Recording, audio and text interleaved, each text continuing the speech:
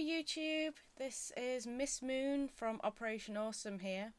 A few people on Facebook and Tumblr and Cosplay Mino have been asking me how I edit up cosplay photos, so I thought I'd do a quick tutorial just of the basic things that I generally do, like colour correction and a bit of lighting correction for this one, and then if people are interested I can go into how I do more intricate effects, like for example the explosion effects and colour effects that I've done on my Guardians of the Galaxy shoot with a different cosplay group, the Bristol cosplayer group.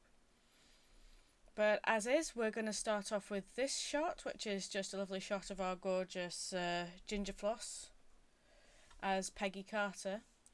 And to start off with, just to make life easy, I'm going to mask her from the background so that I can edit the background so that it looks more fitting without actually losing her. So what I'm using for this is just the quick select tool, and all that does is it's just like a paintbrush and it just selects this. For the record, I'm using Photoshop CS6. I understand that some people won't have access to this, and I apologise in advance because some of this might not apply to either older versions of Photoshop or to other editing programs, but this is what I use. With quick select you can just do that, just to quickly select, then hold Alt just to get rid of stuff that isn't right. But I'm going to go over this with the lasso tool as well, just to make things a little neater. So I'm going to start down here. This is the tedious part, I'll be honest, because it's just a case of trying to find where... It's just a case of going around all of your model and getting rid of any inconsistencies. I've managed to make life even more difficult for me here because I've shot her against a brick wall, so the shadows are interesting. But the way I see it, if I can teach you how to do this whilst compensating for my own lack of sense when taking photos, then hopefully people that are watching this will have enough sense to maybe just take, if you're planning to background change or background correct, try and take pictures against as flat a background as you can, like something with next to no texture. We were unfortunate at Alcon in that we couldn't really find many places that really fit that bill, annoyingly, or at least not at the convention itself. But yeah, this is not taking me too long because this cosplay is quite block coloured, so the quick select tool's done its job fairly well. On some other, like I've been working on shots of a Guardians of the Galaxy group against this background, and the amount of red that's in, for example, Quill's jacket causes havoc there because it blends in with the brick ground. And so, what is this? Oh, it's shadow. It blends in with the brick, so you have to be a bit more. The quick select tool is not as useful. You can use something like, say, for example, the magic wand, or you could just go over the whole thing with the lasso tool if you wanted. But I prefer to use quick select because it's quicker, and I'm going to have to go over the whole thing with the lasso tool, but I find that it's quicker. So you can see that we've selected round her, but one of the things that's always a bit of an issue is hair. So what I'm going to do is, you'll have noticed that I'm just being a bit careful not to get any wisps, because what we're going to do is we're going to use a feature that Photoshop has, and this is a feature that may not be in, this is a feature that is in other versions, but it has another name, and I'm not 100% sure what the name is. I do apologise, and I don't know whether there's anything similar in other photo editing suites, but we're going to click on the Refine Edge tool here. And what we're going to do is, if I just put that on white to see clearer what I'm doing, if we expand out the radius, and if it actually updates, you can see that we're getting a bit of an edge. We're just blurring out the edge of the selection there. We've got a bit of extra selection there, don't want that. But that's okay, because that's why we split it onto the white, because that way we can see what we're doing. You can do various things. You can just have the marching ants, or an overlay on black, on white, on the clear levels, or just as is. That one's useful if you're wanting to mask it onto another level, I guess, but which I will do. But for now, we're going to stick with on white, because it just makes it easier for me to see what I'm doing. That's still... There we go. Go on white. Then we're just going to increase the radius by just a little bit, just to give us a little bit of fuzz around, because what this will do is it will make a blurred edge, and then if we click Smart Radius, hopefully it should realise that these parts are straight and equal other colours, but these parts are not. So if I show you the radius now, it's not so obvious, but this part is a little bit thicker than this part, because it can tell that we don't need as much. Next we're going to go and decontaminate colours to a new layer with a layer mask, which will mean that basically this is going to be put on its own layer separately. Then I'm going to go on to overlay for this next part. I'm going to use this brush tool. I'm just going to go over the edges of her hair here, and what this will do is it will basically help ease the problem that you get with hair of it looking awfully choppy and just unnatural, and you can clearly tell that it's been taken from another thing. If I put that on white now, then it's not perfect. So what we're going to do is we're going to just get the eraser tool there. We're just going to erase some of the brickwork. This is why the brick causes havoc, because it sees the brick as part of the hair because of the colour. But you can see we've got this sort of faded edge around the hair. It looks absolutely terrible right now, but trust me when I say that it will look a lot better once we've actually got a background onto it. Shut up, phone. I apologise, I should have turned that off. And then once that's done, we're going to just press OK. And it's made that into a separate layer mask. So you can already see that you can't quite see as many errors there. So we can pull the background back if we like. I want to make this background look a little more fitting with Miss Carter. So what I want to do is I want to adjust the colours on this so that it looks a bit more brown without necessarily adjusting the colours on her. If you want to, you could completely replace the background. Like, for example, if... Oh, give me a random picture. If we wanted to, we could just completely replace the picture, as you can see, which I've done with previous cosplay edits, and it's basically the same thing. One thing you do want to be aware of when replacing the background entirely is colour adjustments, but we'll get to that. So with the colour background, the easiest way to do this first off is with a photo filter, but I'm not sure. No, it's not really giving me the right amount.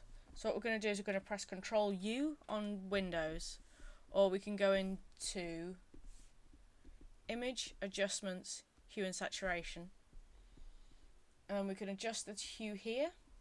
This is something I do a lot for sci-fi things, of just pushing things into the wacky colour range, because it just immediately makes it look a bit more different. We can also adjust the saturation here and the lightness and darkness. But as you can see, because we've masked off our cosplayer, she's not affected by any of this, so we can completely change the background without having to worry about it affecting her at all. So what I'm going to do is I'm going to go into Colorize, we're going to find, yeah, an amber. And we're just going to lightly sepia it, as you can see. Obviously the sepia filter would have done this, but I prefer the way this is looking. Next we're going to go onto our cosplayer and we're going to adjust some things. So we're going to go on to image adjustments, brightness and contrast. Just fiddle those a bit so that she pops out a little more. I don't need to do much on this one. I'm also going to use this spot healing tool just to remove a few flaws in the makeup. Now I will say I've had permission off Ginger Floss to do this for her, but some cosplayers are more comfortable than others with the amount that you want to edit them. Obviously, if you're familiar with Photoshop, you'll know like how much you can change. You can make people skinnier, you can increase boob size, you can do all sorts with Photoshop to make someone look entirely different. But it's a case of finding a balance, because some people are not... It doesn't always reflect how the cosplay actually looked, and some people can feel that that unfairly reflects on them, and some people just aren't comfortable with it. So as a photographer and editor, just communicate with your cosplayers to some extent at least and check what they're comfortable with. I'm also using the spot healing tool just to remove a few flecks of dirt from the dress. Spot healing is just really useful for getting rid of little... I think I've just got dust on my screen. That explains a lot. Getting rid of little errors like that. Obviously the amount that you want to do will vary depending on what your picture is, but as you can see, we've got her there. We've got this. Now, what I'm thinking is, I've actually got the shadow of me there, and that's not good.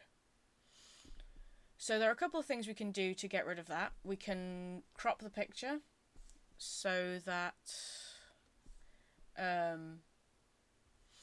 you can't see the shadow at all.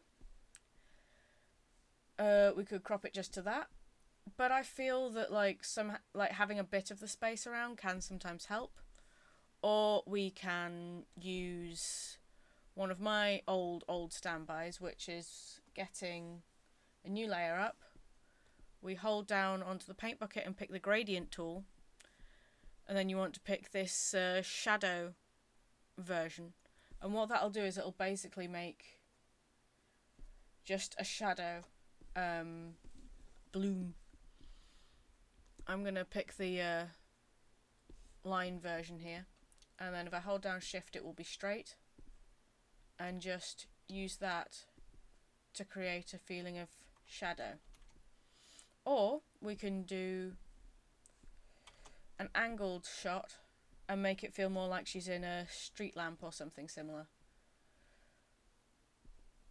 One thing I would advise is looking up reference images, which I have not done, just to like try and get the feel of the media that the person is cosplaying from. This I'm not keen on, so I think I'm just going to crop it, because the background's not so important in this particular picture. But it can be useful just to get rid of any harsh lines.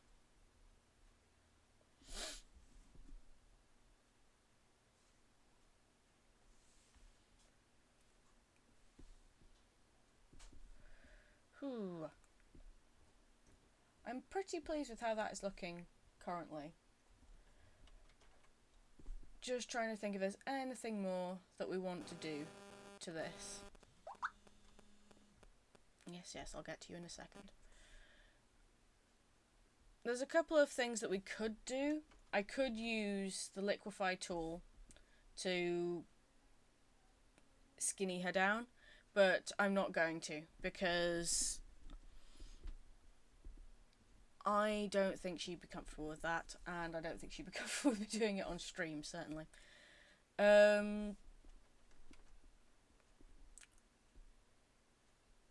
So yeah, this one has been fairly quick to edit because the photo was fairly decent to start with.